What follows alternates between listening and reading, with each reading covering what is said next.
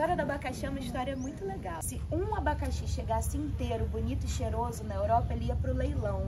E aí tem aquela briga, quem dá mais, e o valor podia chegar a mais de 10 mil dólares em uma fruta. Paraty não é só charme e calçamento de pedra. É história viva, mistério e surpresas a cada esquina. A gente fez um tour guiado e descobriu muito além do que imaginava. Estamos aqui com a Annelise do Free Walk Tour em Paraty e ela vai contar um pouquinho dessa experiência que é muito bacana, né? É um trabalho que a gente conhece pessoas diferentes, a gente também aprende muito com os visitantes. Temos agora 3 tours, um em português, um em inglês e espanhol. Normalmente, diariamente, às 10h30 da manhã e às 5 da tarde. E funciona todos os dias da semana? De segunda a segunda. Gente, duração mais ou menos de 1h30, 2 horas. Então, se programe mais ou menos por aí, depois terminar, você já vai estar no centro histórico, pode parar e almoçar em algum lugar gostoso. Sim, e é um tipo de passeio que localiza, né, o turista. Quer dizer, além das informações, também é uma forma de localizar o visitante na cidade. Sempre fala que um tour como esse é para mudar o olhar dos visitantes, né? Quando se passeia sem saber nenhuma informação, você só vê. A gente está na Praça da Matriz, super bem localizado, pertinho do rio, da Beira Rio, aqui em frente à Igreja da Matriz. Então é isso, vamos começar o tour. Essa igreja já é uma das obras mais moderninhas, assim, aqui do centro.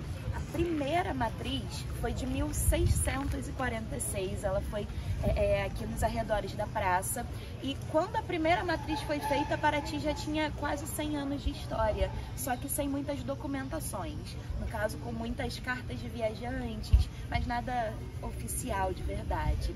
É descrito que o Brasil é encontrado em 1500 e em 1503 passa o primeiro navio mapeando essa região. Então é uma região muito farta de frutos do mar e por isso muitos pescadores paravam aqui. E no passar dos anos foram se abrigando naquele morro onde foi criada a Vila de São Roque.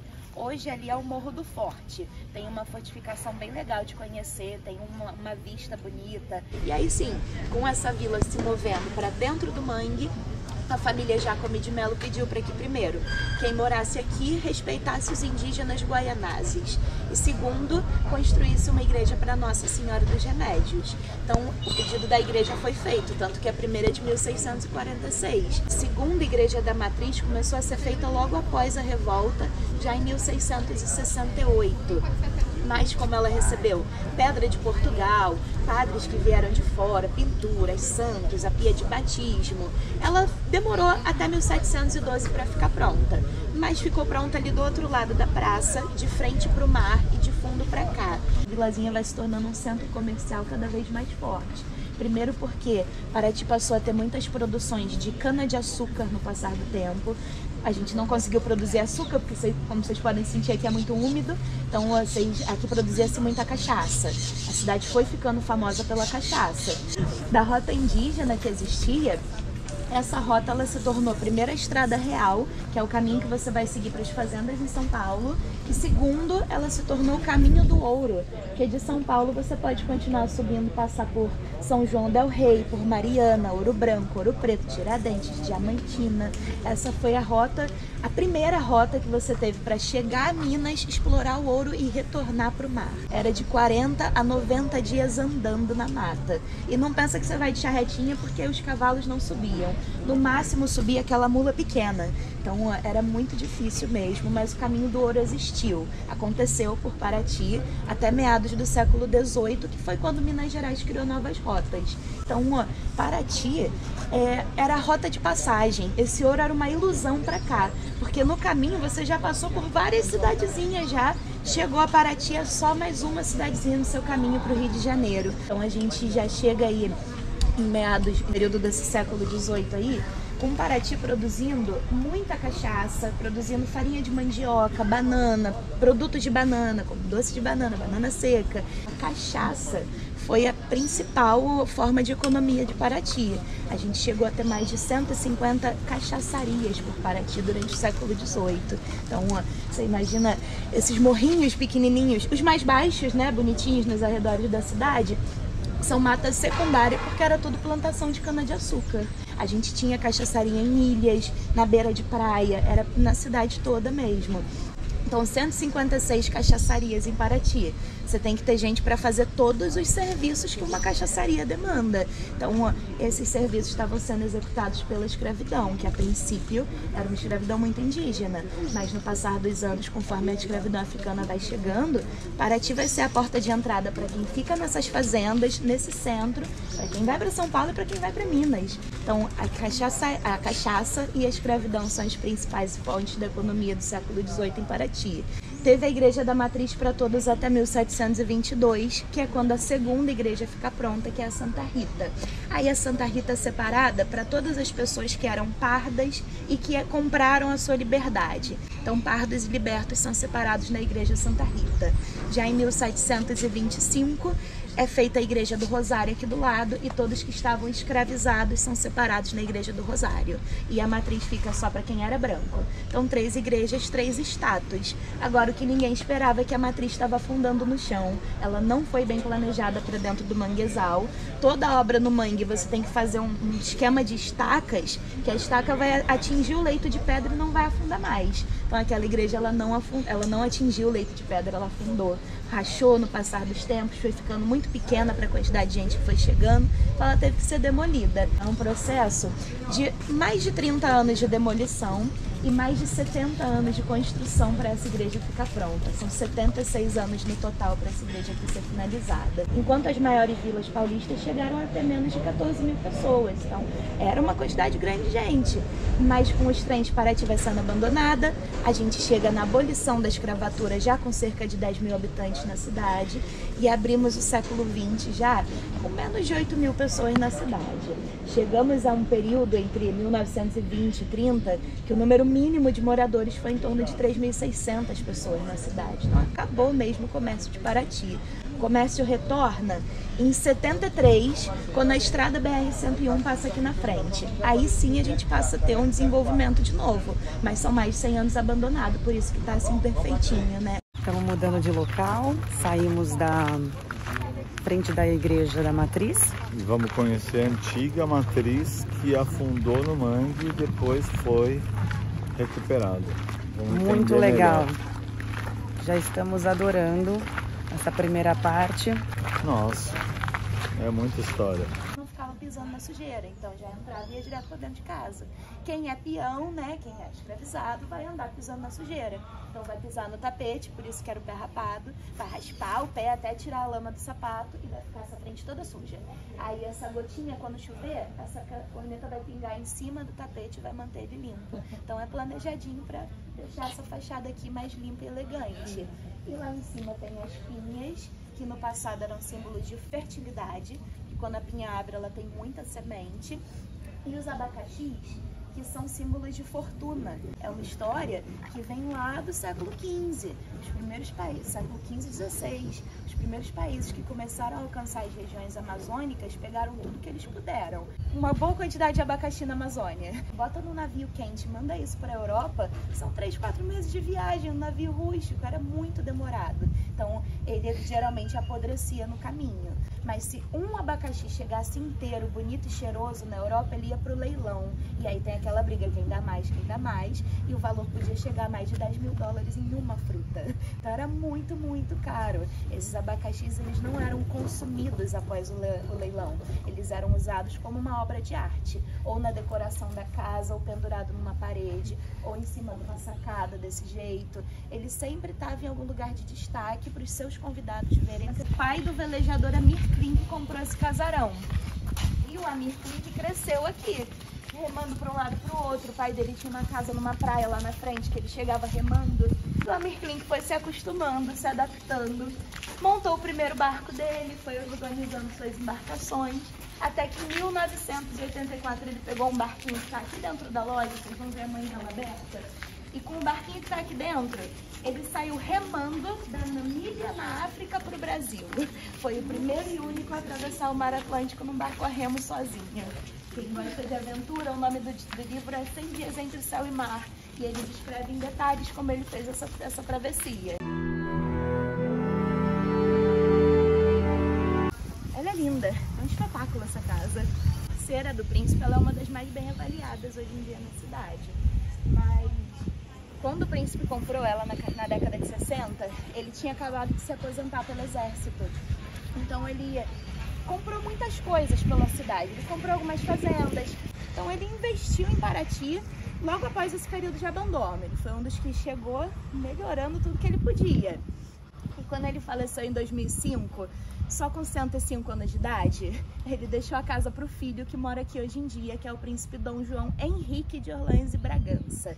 Então é o bisneto da princesa Isabel que mora nessa casa. Ele fez um vídeo para matar nossa curiosidade, chamado O Príncipe em Paraty, ou O Príncipe no Casa Vogue, que é onde ele vem andando aqui pela rua, entra na casa e vai mostrando cômodo por cômodo as pinturas da família real, vai falando da vida dele.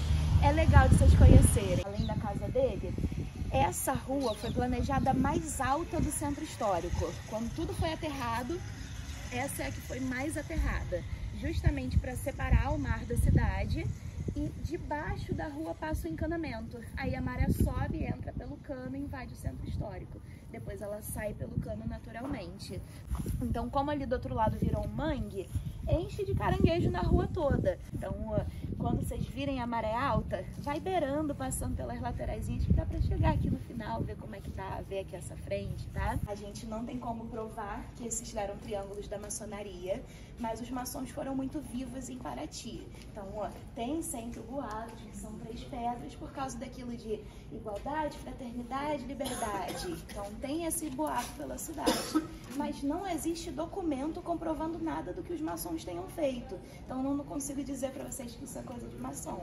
É uma coincidência que tem um triângulo em cada encruzilhada. Assim como é uma coincidência que Paraty foi feita com 33 quarteirões a princípio. E 33 é o número mais alto na hierarquia da maçonaria. A gente tinha um guarda para cada quarteirão. Então, eram 33 guardas trabalhando de manhã, 33 de noite. São detalhes que você olha assim e você fala, cara, isso é coisa de maçom, não tem como dizer que não é. Sobre um período de perseguição muito forte na história deles, eles tiveram que criar forma de se comunicar sem falar nada. Então tinha aperto de mão, piscar de olhos, assinaturas e símbolos que nem esses. A gente não consegue traduzir um por um, não tem como traduzir isso sem ser da maçonaria. Mas cada símbolo desse passa uma mensagem para o maçom. Pode ser uma mensagem de que nessa casa mora alguém de tal profissão, que fala tal língua, que tem tal religião, tal nível na maçonaria. Informações sobre esse morador estão ali, mas o maçom que passar perdido, ele vai olhar e falar, opa, meu irmão mora aqui, tem a mesma profissão, a gente fala a mesma língua, vou bater na porta e pedir ajuda. É um jeito deles se ajudarem a se encontrar. É um passo da paixão. Nós temos 6 iguais a esse espalhados pela cidade. Cada porta dessa marca um passo diferente que Jesus deu antes de falecer. Então, temos 7 portões, que um é o Jardim das Oliveiras, a caminhada, a crucificação, a morte, aqui a ressuscitação, lá na frente a ascensão aos céus, e dentro da Igreja da Matriz o altar de Nosso Senhor dos Passos. Então, quem gosta, quem é católico, vale vir para a cidade na Semana Santa, que é a Semana da Páscoa. E quem não é também pode olhar na internet para reconhecer como é que é, porque essas portas só abrem 2 dias no ano. Terça-feira da Paixão e Sexta-feira da Paixão. Só. Não abre mais o resto do ano todo. Vale muito olhar na internet porque assim que abre a porta, é um espaço de 1 metro com uma pintura de Jesus do teto até o chão. É muito bonito. Então vale vocês conhecerem. O Teatro Espaço, ele é um puppet show, é um show de bonecos em silêncio e para adultos. Então, eles fazem você chorar, fazem você dar risada sem te falar nada, só com música ambiente. Toda quarta e sábado às 9 da noite. O valor tá R$55. Vale em cada segundo que vocês passam aqui dentro, porque eles mexem com seus sentimentos, tá? Princípio óleo de baleia, mas o óleo de baleia vai ficando muito caro no passar da história. E com o passar dos anos o povo usou muito óleo de rícino, óleo de mamona, né? E óleo de peixe, a gordura do peixe também. Mas já houve uma tentativa de usarem luz a querosene na cidade, mas fazia tanta fumaça, ficava tanto fumacê e fedor, que desistiram e usaram a óleo praticamente até a década de 70. Aliás, até 1932 só tinha essas lâmpadas. Depois foi posta luz elétrica gerador, então passou a ter luz pelo menos nas ruas, mas em casa, nas lojas, era só cada um com a sua vela ou com sua lâmpadazinha a óleo mesmo, tá certo? Só é depois de 73 que a gente tem a BR-101, que aí a gente passa a ter água, luz, esgoto, telefone certinho mesmo, quase sem problemas. Vocês no meio. E aí, depois da década de 70, né, em 2006, chão é um trabalho que envolvia adultos e crianças, por isso o nome desse chão é pé de moleque, porque os adultos que traziam as pedras encaixava, mas botava com o lado reto da pedra por cima. Depois que as maiores estão encaixadas, tinha um processo de bate-estaca, onde dois homens seguram uma estaca grande, pesada, uma de cada lado, e bate com ela no chão até acertar. Quando tá certinho, encaixa pedras menores nos buracos e aí começa o trabalho infantil, que é o pé de moleque. Bota a areia entre os buracos, fica aquele montinho, dá uma pisadinha, ela vai afundar. Por isso tem esse nome. Então o chão é uma das piores histórias. Tinha um trabalho infantil muito forte junto com o trabalho adulto e é a parte que está mais destruída mesmo da cidade. A gente na década de 70 teve a empresa que veio para cá, botou os encanamentos. Aí com os encanamentos, ela já levantou e perdeu o formato em V certinho. Hoje ela faz mais um U do que um V, né? Então hoje não tá mais tão certo. Tinha da calçada para a rua um degrau um tanto quanto alto, que também não existe mais porque foi aterrado. E essa reta aqui, ela era reta de verdade. Dizem, né, que era uma pedra encaixada na outra certinho. Mas todas as da rua reta, dessa reta aqui do meio da cidade toda, foram roubadas. Não sabemos para onde foi parar, mas essas do meio todas tiveram que ser substituídas, por isso que elas não se encaixam e fazem essas poças no meio. 1922. A maré lavava mesmo. Lavava mesmo. Hoje ela só lava um pouquinho. Isso aí. Antes ela ia todo dia lá na frente e voltava, porque a rua era muito mais baixa. E essa capelinha que tem ali do lado é a primeira catacumba do Brasil. Então é o primeiro cemitério que vai uma pessoa em cima da outra. Hoje a gente tem cemitérios de gavetas, que é um buraco, o caixão entra pela frente. A catacumba, o caixão ocupa de lado, então ele pega boa parte da parede. Faz, que eu saiba, faz uma camada, depois outra na frente, depois outra na frente. Então, aqui tem muita gente enterrada. Não tem visita nesse cemitério não, tá? Mas a igreja é o nosso museu de arte sacra. Já mais próximo de 2020, nós tivemos os povos indígenas e quilombolas se tornando patrimônio imaterial da humanidade. Os saberes originários da cidade também. Vocês veem vários carrinhos de doce por Paraty, eles são patrimônio imaterial da humanidade também. E cada carrinho pertence a uma família, tá? Não pensem que é uma fábrica que produz tudo, não. Cada um é de uma família diferente e a regra é que eles têm que produzir os mesmos doces em todos os carrinhos. Acho que do nosso passeio a gente termina por aqui mesmo. Eu já não tenho muito mais para onde levar a conversa. Então, desse nosso passeio, a gente termina aqui na Santa Rita e eu não tenho valor para cobrar de vocês, não. Quem escolhe o valor a ser cobrado são vocês mesmos. Igreja lá de Paraty-Mirim. A gente escutou que parece que ela foi a primeira. Isso. Antes de todas, assim. Essa Conta um daqui pouquinho. É a segunda mais antiga da cidade. A primeira é de Paraty-Mirim. Que é uma igrejinha, né? Ela é uma capelinha pequenininha para Nossa Senhora da Conceição, é de 1720. Ela é a mais antiga da cidade. Então, a região ali de Paraty-Mirim teve essa igreja construída para a área de catequização dos escravizados, porque os escravos saíam da África para o Rio de Janeiro, que era onde aconteciam as contagens. Ainda tinha muita gente doente, ainda tinha muita gente muito magra. Essas pessoas que vinham para serem distribuídas por aqui eram levadas a Paraty-Mirim. Em Paraty-Mirim existia uma área de alimentação, onde alimentava a pessoa mesmo para ela engordar, para ser vendida por peso, e de Paraty-Mirim era trazido para Paraty. Então aquela igrejinha era uma área para catequização dos escravizados de lá. Então ali era a chegada e Paraty era a área de venda. Mas não acreditem quando vocês virem vários vídeos na internet por aí falando que tinha uma loja em tal lugar da cidade que vendia escravo dentro da loja. Não era bem assim, eram leilões em praça pública. No meio da praça ali da frente, na praça lá do outro lado, na praça pública tinha leilões de pessoas. Estamos aqui com a Lu, guia super atenciosa. A gente adorou. Muito obrigada a vocês. Espero que venham. No Rio são 2, eu sempre esqueço. De onde vocês são? São Paulo. São Paulo. Mas nós muito estamos bom. morando aqui há 9 meses. Ai, isso aí, muito bom. Então a gente está explorando, mostrando para os nossos seguidores um pouquinho de Paraty. Aham. E toda dica é sempre muito valiosa. Ai, muito bom conhecer vocês. Muito Prazer, obrigada. viu? Prazer foi meu. Isso aí, gente.